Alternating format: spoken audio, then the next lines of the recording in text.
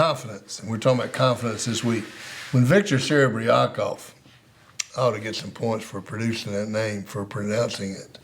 When Seribriakoff was 15, his teacher told him, "You're never going to finish school." He should drop out of school and learn a trade. Viktor took the advice, and for the next 17 years, he was an itinerant doing a variety of jobs. He had been told he was dumb, and for 17 years he acted like it. When he was 32 years old, an amazing transformation took place. An evaluation that revealed that he was a genius with an IQ of 161. He had to take an IQ test in order to apply for a job. Guess what? He started acting like a genius. Since that time, he's written books, secured a number of patents, and become a successful businessman. Perhaps the most significant event for the former dropout was his election as chairman of the International Mensa Society. The Mensa Society has only one membership qualification, an IQ of 140 or better. Now picture this. You've got Seribriakoff, dropped out of school. He's an itinerant laborer. He's living in an apartment that an itinerant laborer would live in. He applies for a job. He's told he has to take an IQ test. He takes an IQ test. It shows him to be a genius. They make him take it again because there's something wrong. He takes it again. He does the same thing.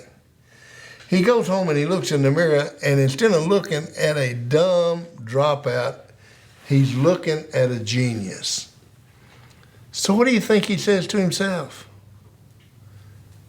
Why would a genius be living in this apartment? Why would a genius have this job?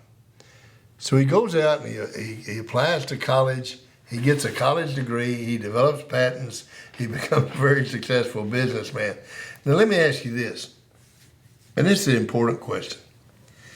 The day before he took the IQ test and the day after he took the IQ test, what skills were changed? None. What was changed? What was changed was the way he saw himself. He went from thinking of himself as a dropout, as a teacher had told him, to thinking of himself as a genius.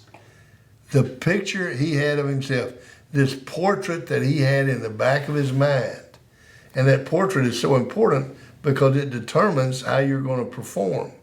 You cannot perform in a manner different than this portrait you have in the back of your mind. What changed the day he took the test? The portrait. Now he's a genius. Should a genius live in this apartment? No. Should the genius be working for $1.25 an hour? Should be working minimum wage? No. So what did he do? He became what he should have been. And the only thing that changed was the self-portrait he had of himself. What went up? His confidence level, his self-respect. Remember, we talked about self-image and self-respect are the same thing. The day his self-respect went up, what also went up? His expectations. So what he expected to be living in, where he expected to be working, what he expected to be doing, all those things changed.